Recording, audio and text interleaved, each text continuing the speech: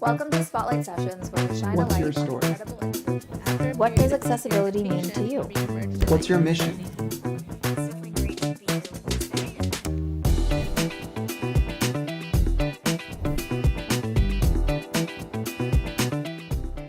Hello and welcome to another episode of the Spotlight Sessions. My name is Avital. I am today's host, and I'm joined by Adrienne McCue, who is the President and Executive Director of Step Up for Mental Health. Hi, Adrienne. How are you? Hi, thanks for having me. Of course, it's so great to be talking to you. We've been working together for quite some time. I think you actually were one of my first partners that I worked with when I first started here at accessiBe's. So it's definitely great to be here with you today and be doing this interview. So why don't you first tell us a little bit about yourself and yeah. Oh, that's always a hard question for me, but my name is Adrienne McCue. I'm from President and Executive Director of Step Up for Mental Health, as she stated. But I guess I'm a person who is passionate about helping communities, particular families who are dealing with mental health issues. I am an advocate about the underdog and someone who needs support. And I have been since 2016 advocating on mental health issues. I've been on many types of panels talking about mental health 101 and just basically understanding what peer support is. And I've even been to the White House, so talking Oh, about wow. helping families. So that's kind of cool. That's awesome. Yeah, what was that experience like going to the White House? It's very interesting because this is specifically for Step Up for Mental Health. Mhm. We were partnering with the White House, where we were helping families who are dealing with poverty issues have Mhm. access to things. There's a new program about access to internet access. For example, during the pandemic, people in poverty, especially children who were living, working, going to school at home and they couldn't go to school. People in poverty, they had a hard time studying because they lack of internet, lack of laptops, things like that. Wow. So our the administration was trying to help that, and we were kind of helping that program, letting our clients know the community that we serve about these programs. So it was a little bit Mhm. about mental health. It was a little bit about access to Mhm. human rights access. Yeah. Yeah, technology, education, everything. That's so important. That's really amazing that you were able to work together with the White House on that. It is so important, so that's really awesome. Yeah, I mean, Can you tell us? yeah. Go ahead. No, no, go ahead. Yeah, I mean, a few, many nonprofits and faith leaders was helping kind of get the word out, and it was something that we did anyway because we have a small help desk, and Mhm. our clients are asking for these kind of services. So I'm like, hey, I know about this new program, so things like that. Mhm. Definitely. So, can you tell us a little bit about Step Up for Mental Health? Maybe, how you got started within the organization or founding the organization, and also your role and what the day to day looks like. Yeah, sure. So all my ideas happen at about 12 o'clock midnight when my brain is trying to shut down. I Mhm. just a kind of background. I have mental health in our family. My mom, as I've been sharing a little bit of my story, my mom, who died in 2012, had mental illness called schizophrenia. And so, Mhm. with that massive, major mental health issue, it was in the home. It was literally I was born into it, and not getting to everybody else's story, but I was the youngest. So my other siblings saw my mom differently because she didn't have the mental illness before me. So that was a kind of a really thing trying to understand Mhm. what it might have been differently because mental health, especially schizophrenia, is a major mental health issue. And so I Yeah. was always curious about, understanding the mental health, how it affects not only my mom, but also spouses, siblings, uh, communities.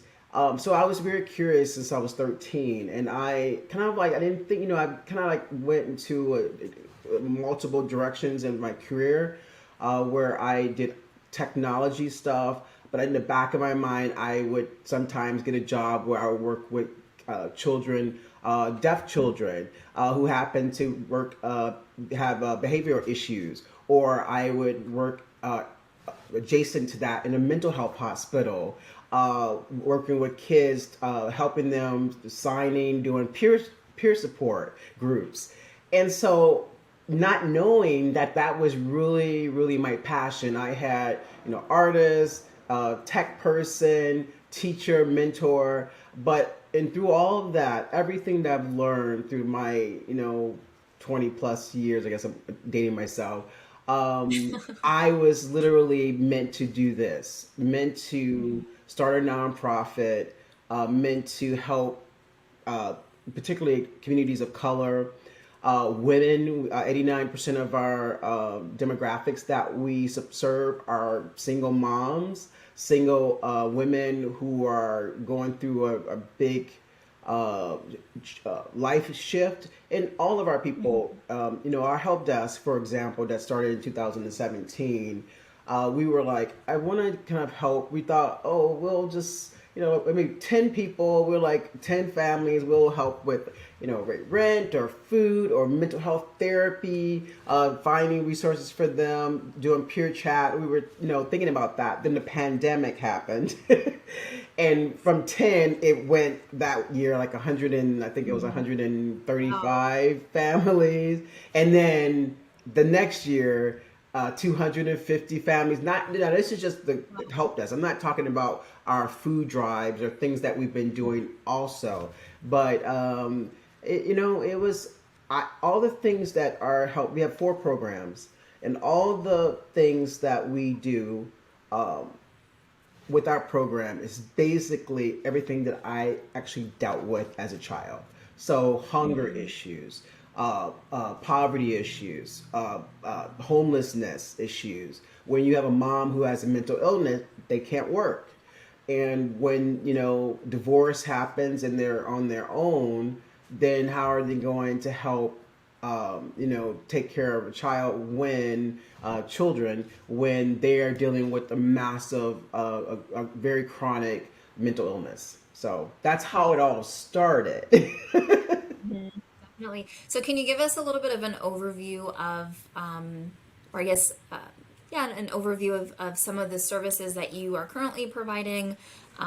That'd be, I think, really interesting for Yeah, listeners. so what's so great about Step Up for Mental Health, we say we are a pure organization. We believe in partnerships, and we're doing now a lot more partnerships with not only other organizations, clinicians. So for us, we started off. Don't know why I started off with 4 programs, but first program is Step Up for System program, and that can range from the help desk. I mean, that's the major thing. Step Up for System program. Somebody reaches out to us. They go to our website or call our number, and they say, I need help. I need services. I'm dealing with a crisis. I might be homeless soon. I need food. Those type of things. Or I need to talk to somebody. I need a peer one-on-one peer chat. The Mhm. assistant program we do, one week, one session, so 1 hour session. Somebody can say, "Can I talk to somebody?" And then Mhm. we also have 4 week sessions and 8 weeks. We started off with 4, and then people were like, "That's not enough. I need more." So we did 8, and then after that, we help with the help desk, the system program, people finding services, things that maybe we can't do as a small nonprofit. Then we partner with Mhm. other nonprofits, or we have a tool that we use to help families find housing, find rent assistance, maybe help them with some type of clinician, find a clinician for Mhm. them, things like that. With that Step Up for System program, we also have a partnership with Google. Like, so we mentor with that. Somebody can say, I need help with learning how to do my resume, or I need, or we might do a peer-to-peer group session that we have, and people register, and we have those monthly. Or we might do a class. Like we're about to do a class on YouTube where it's going to be like helping people kind of understand digital tools. I mean, I love, as a teacher, I love doing that kind of stuff. That's one program. So it ranges in those type of things where we're doing something for them. It's not necessarily a tangible thing, but it's a service. And then we have the Step Up grant program, and that's all. We say small grants because it is small, but it can be a phone bill. It could be we've helped families basically pay a phone bill because they started a new job and they needed to like receive calls for or receive calls for interviews, or we might help with medication. The person got laid off. The pandemic was a big thing. A lot of seniors will reach out to us and says, I have medication, I'm behind and this won't get covered. Can you help me with this? It's also where we could say, oh, let's help you with something. And we helped many people who were suffering from no electricity. For 2 months, we helped a person. I really believe that we saved a life that day. So that's the and then also we can pay for therapy. Like we'll do 1 to 2 months.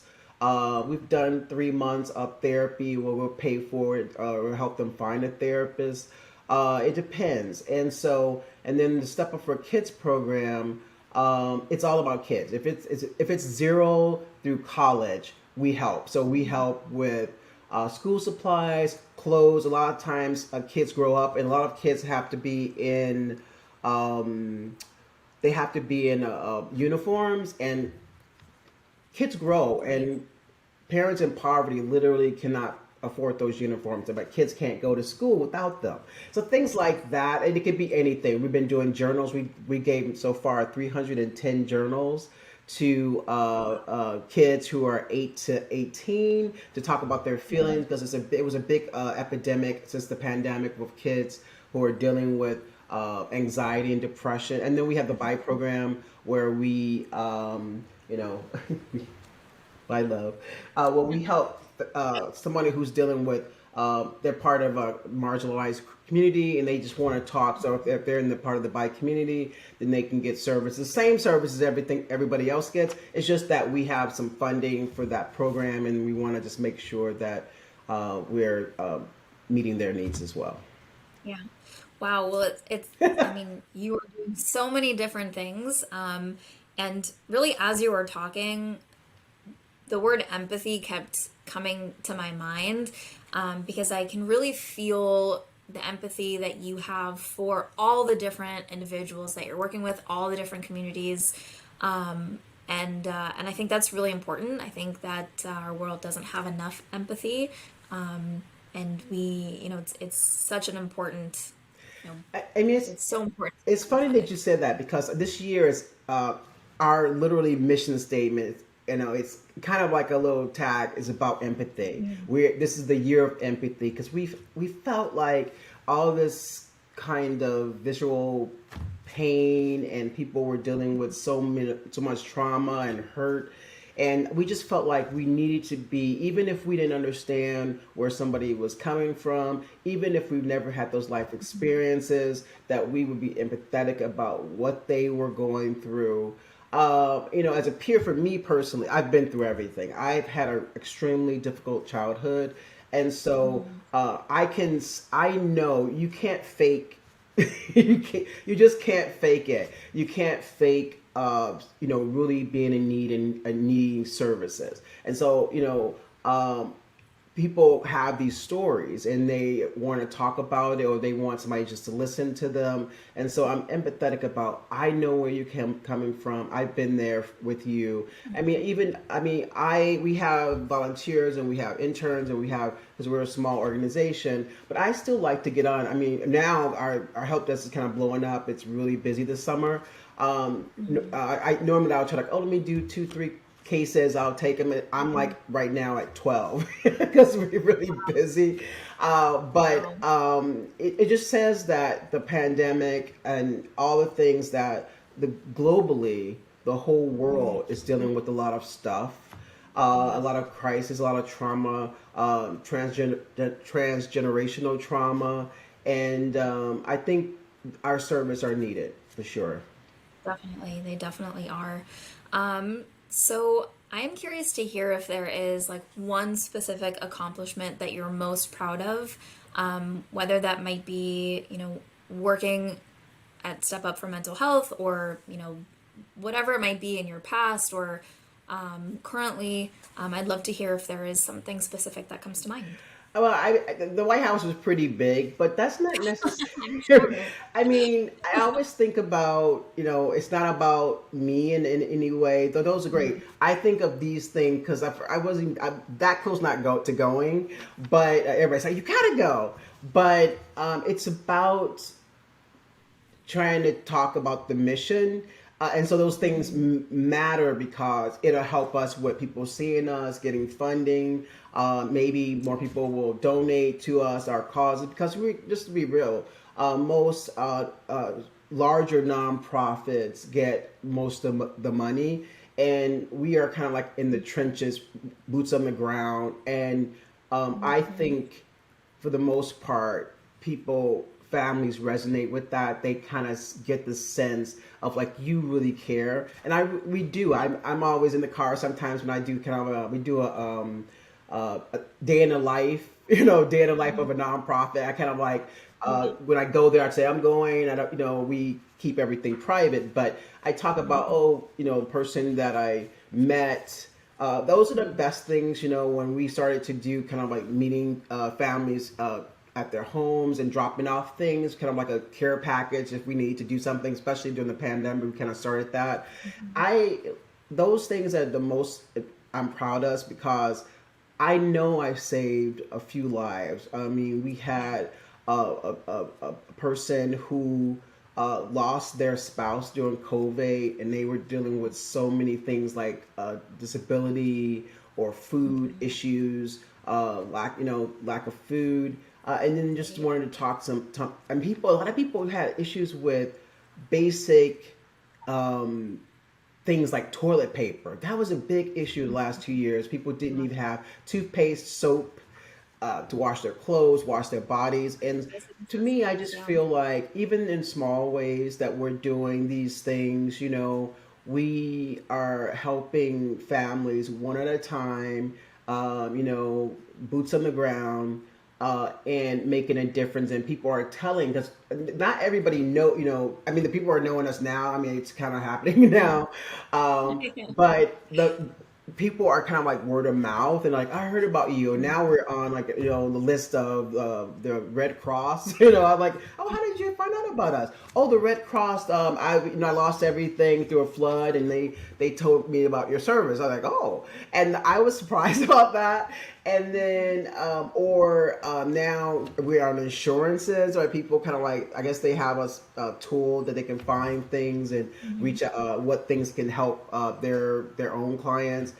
We even have like clinicians who call and said, "Oh, my client, they're getting therapy, but they need also peer support because we say sometimes one session is not enough for somebody once a week. They need that someone else who can listen to them and even just say." Kind of help them. We don't give advice, but we kind of like, oh, what are you going through? And I say, I know of Mhm. this program. I know of this service.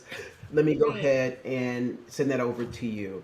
And so Yeah, definitely. that's the most important, I think, most Yeah, exciting. and I think that's really great. I mean, you mentioned it earlier about partnering with other organizations to provide those services, and that also really stuck to me when you were saying that because I feel like a lot of times nonprofits either try to focus on one, very specific thing or try to, be very broad and support a lot of individuals, but you're doing kind of all of that. You're focusing on what you focus on, but then you're also partnering with other organizations to really help the community and bring all those other resources. So You I really you think you that's have to. You have to. We can't do it by ourselves. I mean, because I saw that too when we first started. I felt like, why we not? We should be partnering more. And I think even now, grants are starting to think about or foundations are saying like, hey, what kind of partnerships have you had? And we've always believed in that, partnering with tech companies, partnering with corporations who might be on the same wavelength of what our mission is and what their value, empathy, looking at that kind of stuff. And so that's what we started from the beginning, and I think it's the best. It's the best way to kind of move forward. Yeah, definitely. So if somebody wants to get in touch with you or visit the website, how can they go about doing that? Oh, well, you can reach us at Step Up for Mental Health, and that's FOR, so stepupformentalhealth.org. Mhm. And that has the most information. Of course, we're on Instagram and Facebook and Twitter, but that's the best way to find information. You can look about our about page and what we do. That will give you the most information. Awesome. And if they wanted to get involved, do you have volunteer groups, things like that? Yeah, I mean, people can, again, the website would do it. You can also call. We have a number, 773 So it'll direct you to help desk, press one. Hmm. Two, if you want to volunteer. But really, if you go under our website and, excuse me, excuse me, you go to our website. Okay, I'm sorry. It's all good. How they can reach us for volunteering.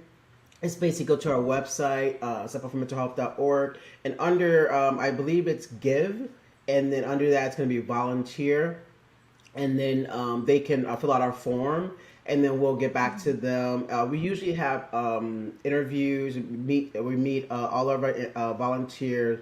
We ask volunteers, give me your three passions and what you want to Mm-hmm. do, and we try to match your passions with the roles. We have several roles, but sometimes we can make custom roles that's going to make you the happiest and you be mostly fulfilled in the mission. Awesome. Well, Adrian, it was really great speaking with you today. Thank you so much for being on Spotlight Sessions. And I'm looking forward to our next conversation. Thanks so much for having me. It was nice talking with you.